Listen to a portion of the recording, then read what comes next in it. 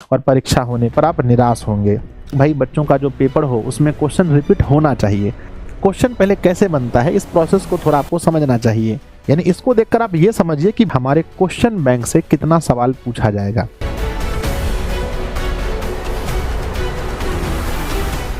नमस्ते प्यारे बच्चों, कुछ ऐसे टॉपिक्स होते हैं जिसके बारे में बच्चे रोज मुझे कमेंट करते हैं, सुबह से लेकर शाम तक हर क्लास में पूछते हैं, ना चाहते हुए भी कुछ ऐसे टॉपिक्स पर जिस पर बोलना ही पड़ता है। और बहुत बार मैंने इस टॉपिक पर बोला भी है, पर बच्चे भूल जाते हैं, उस वीडियो तक नहीं पहुंच पाते हैं।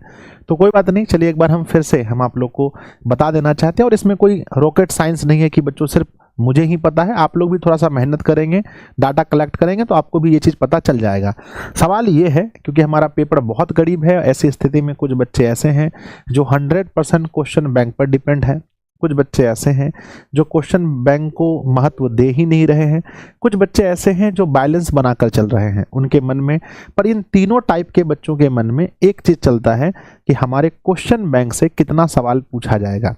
अगर क्वेश्चन बैंक से कम पूछा गया तो मेरा क्या होगा, ज़्यादा पूछ लिया गया तो क्या होगा, और नहीं पूछा गया तो क्या होगा। तो बच्चों चलिए हम इस वीडियो की शुरुआत करते हैं और आपको बताते हैं हर पॉइंट पर। वीडियो आपको अच्छा लगे तो एक बार ज़रूर सब लोग कमेंट बॉक्स में लिखना, और चैनल पर पहली बार आए हो तो सब्सक्राइब भी कर लेना, अपने दोस्तों को शेयर करना, और कोई टॉपिक मन में हो तो वो भी कमेंट करना। सबसे पहली बात यह है कि क्वेश्चन बैंक, पहले ये क्या होता है। यानी जब से हमारा ये सिलेबस चल रहा है, मान लीजिए कि हम इंटर की बात करें तो हमारा ये सिलेबस 2009 से चल रहा है, 9 से लेकर के अब समय आ चुका है 2026। यानी ये जो पिछला हमारा ये समय रहा है बच्चों, ये इतने सालों का जो गैप रहा है, इसमें बिहार बोर्ड ने जितने भी साल में जो भी प्रश्न पूछे गए हैं उन सभी प्रश्नों को एक पुस्तक में अगर हम रख दें तो इसको क्वेश्चन बैंक कहते हैं। मैट्रिक में ये सिलसिला 2011 से चलते आया है और 2026 में हम लोग पहुंच गए। तो ये इन 15 वर्ष में जो भी सवाल बिहार बोर्ड के द्वारा पूछे गए हैं उन सबको एक बुक में रख दें, इसको क्वेश्चन बैंक कहते हैं। और ऐसा अक्सर देखा जाता है कि यहाँ से जो भी नए वर्ष में जब हम जाते हैं, जैसे अभी 25 तक का इस क्वेश्चन बैंक में सवाल मिलेगा आपको, इस क्वेश्चन बैंक में भी 25 तक का मिलेगा, तो 26 में यहाँ जो प्रश्न पूछे गए हैं उनमें से कितना प्रश्न आएगा, बच्चों के मन में यही जवाब, मतलब यही सवाल रहता है कि इनमें से कितना प्रश्न 26 में रिपीट होगा। तो कितना मार्क्स आ सकता है, ये आपके मन में डाउट है। तो चलिए हम शुरू करते हैं। देखिए कुछ कुछ बिंदु हैं जिसको अगर आप अच्छे से समझेंगे तो आपके मन में ये थॉट कभी भी नहीं आएगा और अपने दोस्तों को भी आप समझा पाएंगे। सबसे पहला पॉइंट होता है नंबर 1, सब्जेक्ट। क्वेश्चन बैंक, मेरे बच्चे, क्वेश्चन बैंक से कितना सवाल आपके एग्जाम में पूछा जाएगा ये डिपेंड करता है आपके सब्जेक्ट पर भी, कि आप किस सब्जेक्ट की बात कर रहे हैं। अगर आप बात करेंगे कि सर मैं तो बात कर रहा हूं फिजिक्स की, कोई बच्चा कहेगा 12th क्लास का, कोई बच्चा कहेगा मैं बात कर रहा हूं फिजिक्स की, तो वहीं पर कोई 10th क्लास का बच्चा कहेगा कि मैं बात कर रहा हूं 10th के मैथ की, कुछ बच्चा वहीं पर कहेगा कि मैं बात कर रहा हूं आर्ट्स के हिस्ट्री की।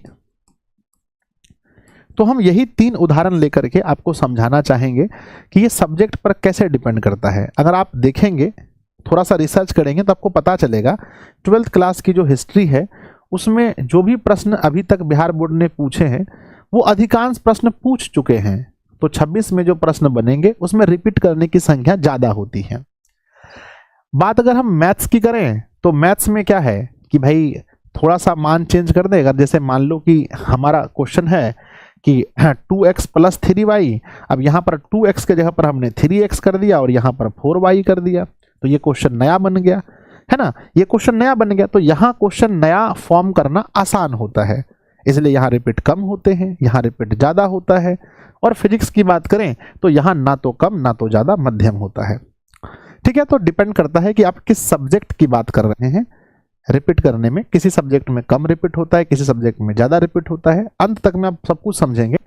दूसरा डिपेंड करता है क्वेश्चन के टाइप पर कि आप किस टाइप की बात कर रहे हैं। अगर आप बात करेंगे कि लॉन्ग क्वेश्चन, तो ये क्वेश्चन ज़्यादा रिपीट होते हैं, लॉन्ग क्वेश्चन ज़्यादा रिपीट होते हैं। आप देखेंगे बच्चों, अवतल लेंस को सिद्ध करें, उत्तल लेंस को सिद्ध करें, सब कितना बार पूछा गया। मोटर के बारे में पढ़िए, है ना। 12th में भी बहुत सारा ऐसा किरचॉफ्स लॉ पढ़ेंगे, बहुत बार हिस्ट्री में भी बहुत सारे सवाल ऐसे हैं। मैथ्स में भी ऐसे सवाल हैं। तो लॉन्ग क्वेश्चन कुछ ज़्यादा टाइप मतलब ज़्यादा रिपीट हो जाते हैं, शॉर्ट क्वेश्चन ये भी रिपीट अच्छे खासे होते हैं, ऑब्जेक्टिव क्वेश्चन थोड़े कम रिपीट होते हैं क्योंकि इनको फॉर्म करना, इनको बनाना थोड़ा आसान है। ऑब्जेक्टिव क्वेश्चन बनाना बहुत आसान होता है, कहीं से भी बुक से निकल सकता है ऑब्जेक्टिव क्वेश्चन। तो ये थोड़ा कम रिपीट होता है, ये थोड़ा ज़्यादा, और ये उससे भी ज़्यादा रिपीट होता है।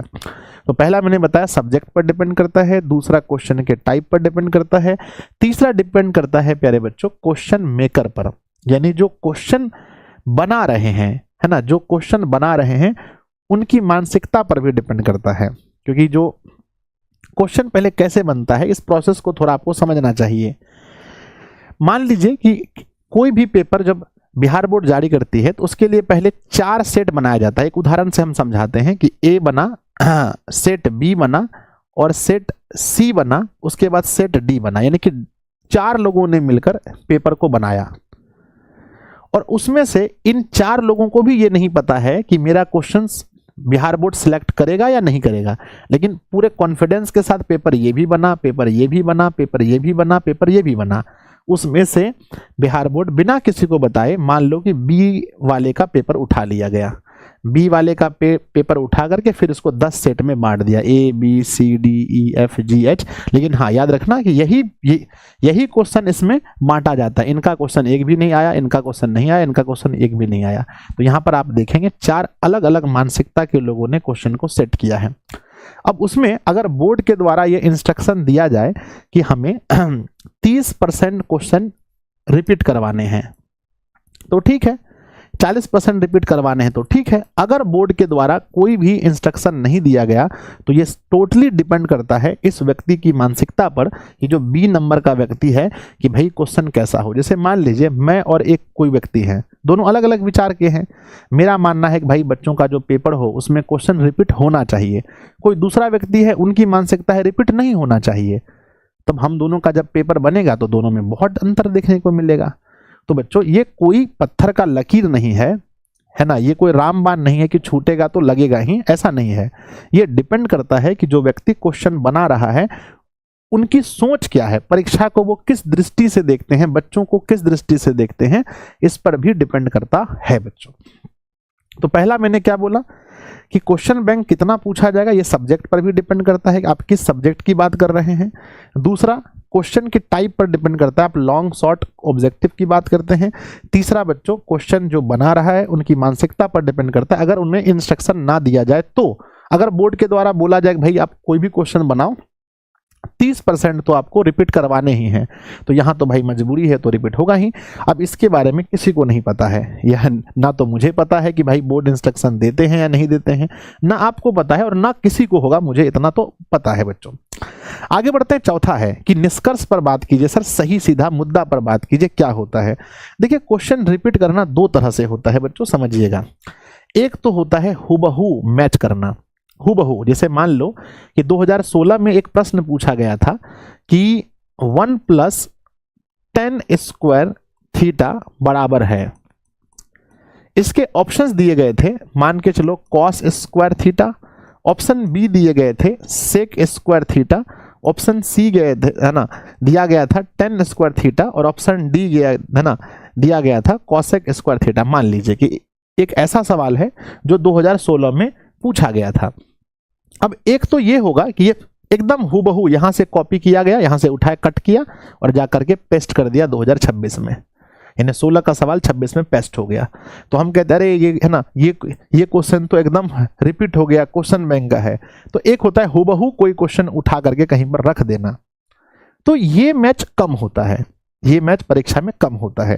जैसे मान लीजिए मुझे लगता है ये ज़्यादा नहीं होता होगा, हाईएस्ट बच्चों 20 से लेकर के 30% के बीच ऐसा होता है। यानी बच्चों 100 क्वेश्चन अगर पूछा गया है तो कितना भी ज़्यादा मैच करेगा ना, तो 20 से 30 क्वेश्चन हुबहू मैच करेगा, उससे ज़्यादा मैच नहीं कर सकता है।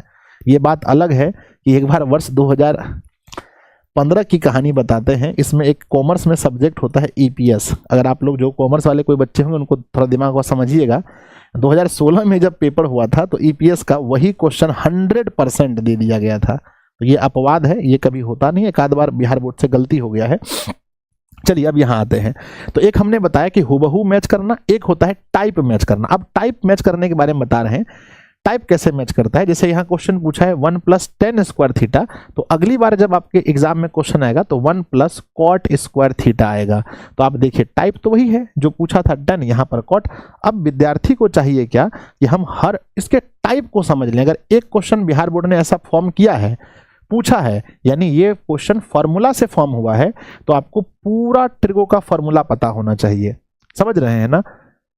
तो ये भी बच्चों मैच करना ही कहलाता है, लेकिन ये हुबहू मैच करना नहीं कहलाता है, इसको हम टाइप मैच करना कहलाते हैं। तो जो बच्चे इस आश्रय में बैठे हैं, इस उम्मीद में बैठे हैं कि भाई हमारा हुबहू मैच करेगा, हम आंख मूंद करके याद कर लेंगे कि 1 + tan square theta = sec square theta, 1 + tan square theta = sec square theta, 1 + tan square theta = sec square theta, तो ऐसे बच्चों को निराशा हाथ लगेगी और परीक्षा होने पर आप निराश होंगे। आप ये कहेंगे कि मेरा क्वेश्चन तो कम फंसा, क्वेश्चन बैंक से सवाल नहीं आया, है ना बच्चों। तो हमें उम्मीद है कि आप समझ गए होंगे कि अगर आप इस तरह की मानसिकता रख रहे हैं कि हुबहू मैच करें, तब तो आपको निराश होना पड़ेगा। इस तरह की मानसिकता रखते हैं कि सर क्वेश्चन बैंक एक आईना होता है जिसको देख करके हम समझ सकते हैं कि भाई हमारा पेपर किस तरह का होगा। यानी इसको देखकर आप ये समझिए कि बिहार बोर्ड में क्वेश्चन फॉर्मूला से पूछा जाता है, यानी आपको सब फॉर्मूला याद होना चाहिए। मोटर किस ऊर्जा को किस ऊर्जा में बदलता है, ये क्वेश्चन अगर कभी पूछा गया है तो आपको ये पता होना चाहिए कि हर चीज के बारे में हम पढ़ लें कि बल्ब किस ऊर्जा को किस ऊर्जा में बदलता है, जनित्र किस ऊर्जा को किस ऊर्जा में बदलता है ना, लालटेन किस ऊर्जा को किस ऊर्जा में बदलता है ना, पवन चक्की किस ऊर्जा को किस ऊर्जा में बदलता है, सौर, मतलब सब कुछ आपको पता होना चाहिए, तब ये चीज है बच्चों। समझ गए ना। तो अब आपको समझ में आ गया होगा कि बच्चों हुबहू मैच करने की बात करें तो हुबहू क्वेश्चन कम मैच करते हैं, ज्यादा मैच करते हैं उस टाइप में, है ना। इसलिए हम कहेंगे कम से कम, लेकिन हाँ ऐसा नहीं कि हम क्वेश्चन बैंक नहीं पढ़ेंगे। एक विद्यार्थी को कम से कम क्वेश्चन बैंक का देखो, हाँ सब्जेक्टिव ज्यादा मैच करेंगे, ऑब्जेक्टिव थोड़ा कम। हमने जैसा कि आपको कहा मैच करने का लेवल लॉन्ग सबसे ज्यादा, शॉर्ट उससे कम और ऑब्जेक्टिव सबसे कम, है ना। कम से कम एक बार तो पूरा क्वेश्चन बैंक आपको पढ़ना चाहिए, है ना, क्योंकि क्वेश्चन रिपीट करते हैं, ये बात तो बिल्कुल सही है, रिपीट करते हैं। तो एक बार पूरा क्वेश्चन बैंक पढ़ लीजिए, उसके बाद और मॉडल पेपर, गैस पेपर ये वगैरह पढ़ते रहिए।